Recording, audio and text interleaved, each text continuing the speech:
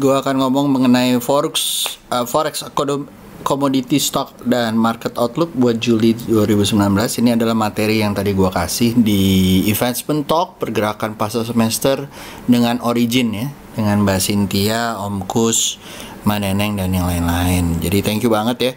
Mungkin gue akan analisa sedikit ya, atau gue mengulang sedikit beberapa item karena mungkin tadi waktunya nggak sempet banyak gitu ya.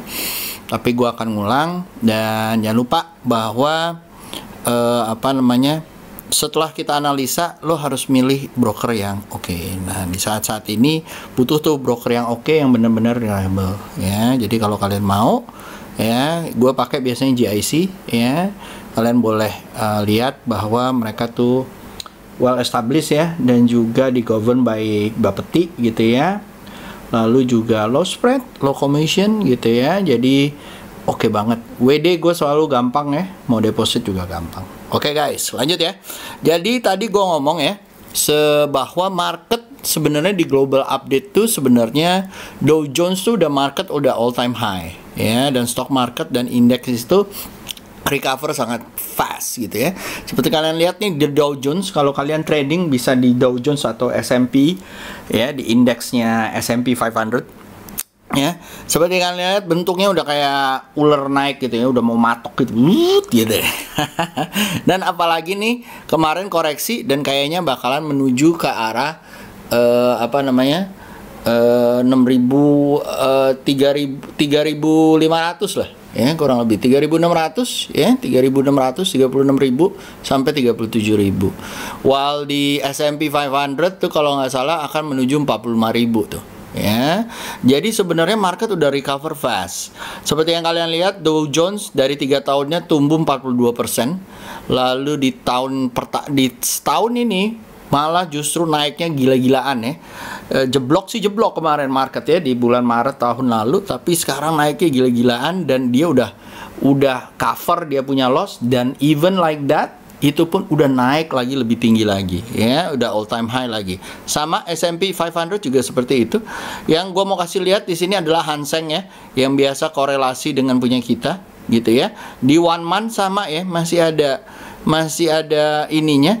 Tetapi memang kalau dilihat memang udah lumayan bagus ya, sama kayak Indonesia ya, yang udah lumayan gitu ya. Walaupun begitu mungkin kita karena ada COVID sekarang untuk saat ini mungkin agak mendem dulu, tapi once tanggal 22 Juli kita hope bahwa semuanya jadi lancar, mudah-mudahan bisa naik. Nah, yang kedua adalah mengenai commodity market ya. Commodity market kalau menurut gua price masih mengalami kenaikan guys, especially di second half 2021. Ingat, batu bara, bensin itu sangat dibutuhkan untuk negara-negara yang mempunyai 4 musim. Kenapa? Karena mulai itu musim fall, musim winter itu akan mengalami butuh penghangat, either itu gas ataupun karbonnya. Walaupun begitu guys, seperti yang kalian lihat, gold nggak terlalu, tetapi gold against US dollar lumayan imbalnya, beda 10% ya kurang lebih. Lalu setelah itu kita bisa lihat bahwa komoditi di luar karbon gitu ya, platinum, palladium gitu ya, nikel, zinc, lead dan segala macam itu lumayan tuh imbalnya. Seperti kalian lihat di gold itu ya, dia setelah itu naik lumayan gitu ya. Nikel setelah tahunan dia sideways, dia hari ini sideways menuju bottom sidewaysnya di 18.000 ya guys ya. Ini mengapa menurut gua kenapa Antam itu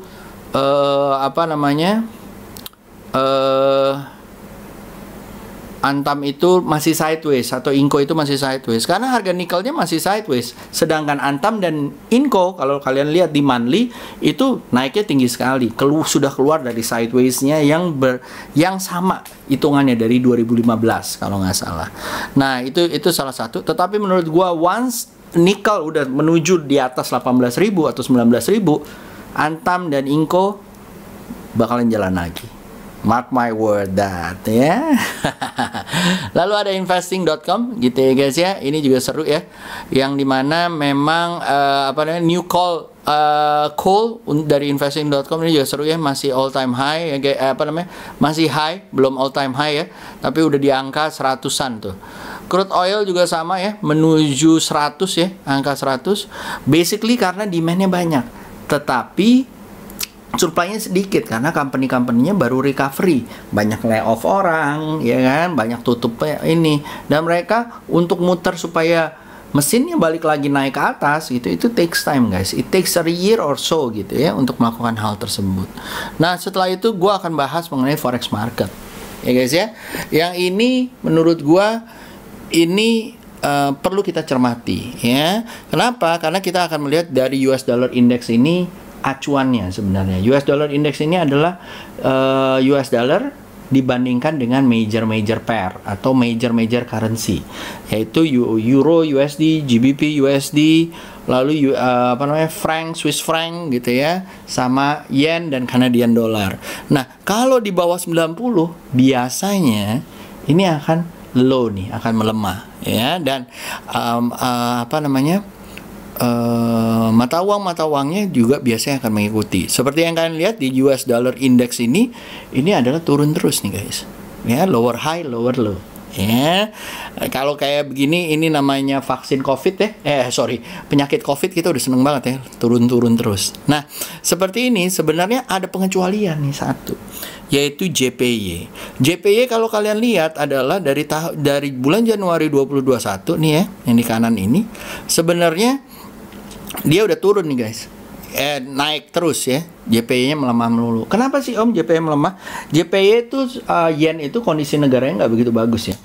Dia berusaha recovery, dia udah cukup, tapi tingkat inflasinya sangat rendah guys. Karena memang masyarakatnya tuh nggak terlalu gitu, customernya juga itu aja, dan harganya paksa pasarnya di situ-situ aja. Orangnya pun nggak kayak kita besar gitu ya. Kalau di sana kecil, jadi konsumsinya juga ya itu aja gitu, dan masyarakatnya memang teratur. They say is mid level trap ya, katanya begitu. Nah, jadi kalau dilihat USD baru kesembuh dari COVID udah naik ya. Kalau kalian lihat tadi gue cerita bahwa ada pemain NBA dan segala macam gitu ya. Nah, itu tuh yang udah buka masker dan segala macam. Nah, di situ recovery-nya cepet banget. Sedangkan Jepang itu slow, a bit stagnan gitu ya.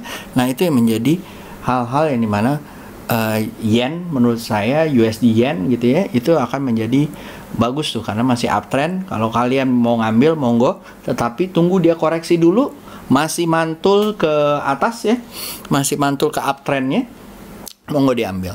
Nah, semua negara tuh memang harus push their recovery saat ini ya, baik itu Amerika, Europe Union gitu ya, China dan segala macam. Nah, kita di forex market ini kita harus melihat bahwa apa aja sih yang dia rekomend gitu ya, atau apa aja sih program-program yang dia lakukan gitu ya, apalagi terutama negara-negara besar, baik itu European, UK ataupun US gitu ya, dan juga China.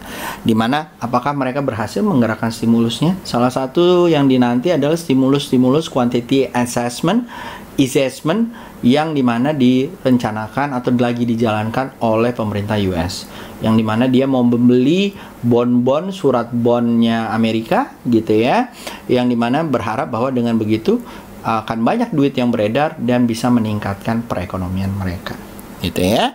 Nah, dari sini kalau gua akan lihat bahwa sini nih lumayan USD JPY, monggo bisa dilihat ya. Lalu yang kedua adalah lalu yang kedua outlook. Jadi kalau kalian lihat, tadi gue akan ngomong ya mengenai outlook market gitu ya. Sebenarnya dari market sekarang udah changing their behavior untuk second half gitu ya. Commodity akan akan selalu mendukung kepada teknologi related gitu ya. Contoh kemarin, dan meninggalkan carbonized commodity. Kemarin contoh kalau kalian ingat di saat buat kelas gue bikin ya, kita dengar bareng Warren Buffett gitu ya melakukan RUPS-nya di Berkshire and Hathaway. Nah, mereka itu nanya sama Warren Buffett sama Mr. Munger gitu ya. Ngomongnya Om lagi. Om, kok kenapa sih karbonnya masih kalian hold gitu ya? Komoditi karbonnya masih hold waktu itu, kalau nggak salah Shell atau apa gitu ya, apa BP ya, gue lupa. Nah, habis itu si asistennya tuh ngomong bahwa Iya, kita masih hold, tapi kita sudah ada proyeksi 50 tahun ke depan. No, 2030 itu kita udah selesain. 2025 atau 2030 ya, udah selesain. Jadi memang market itu generasi sekarang tuh lebih agak-agak alergi dengan carbonized commodity. Nah, banyakan tuh komoditi sekarang pengennya adalah yang teknologi gitu ya. Lalu ada yang health juga karena kondisi-kondisi sekarang, lalu juga finance. Tetapi finance-nya itu digital finance gitu ya, guys. Dan ada bank-bank yang goes digital. Nah, hal-hal ini kalau kita lihat ya di sini ya, guys ya. Coba gua taruh di sini trading view. Ya. Nah, di sini ya.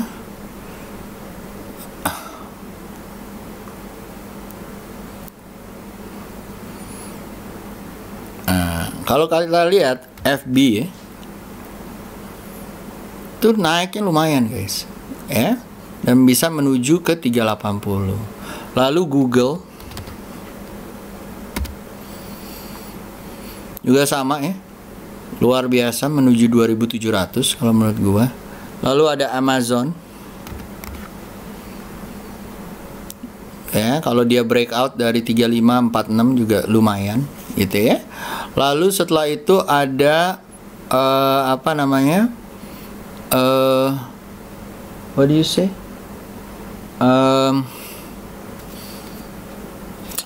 V gitu ya, dari payment.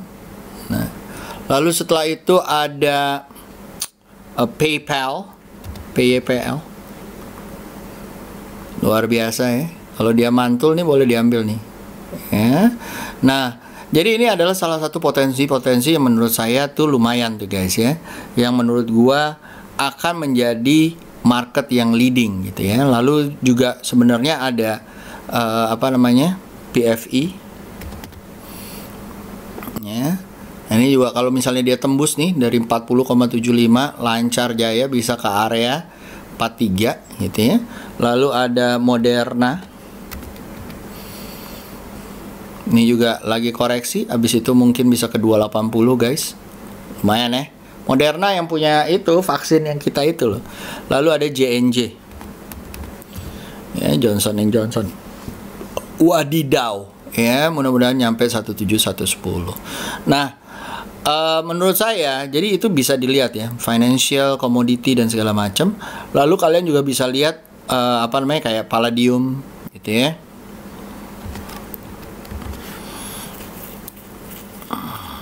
Ya, palladium ya, ini juga seru nih guys ya. Dia lagi koreksi, sekarang lagi mau tembus lagi. Ya, lucu kalau menurut gua dan mudah-mudahan bisa dilihat ya. Oke. So, jadi dan juga kalau misalnya kalian lihat ya, tadi ada Om Roni juga sebenarnya. Ini juga masih koreksi ya guys ya. Tapi kalau menurut gua kalian harus hati-hati. Mungkin di atas 42 mungkin baru dilihat lagi. Kalau untuk saat-saat ini mungkin jangan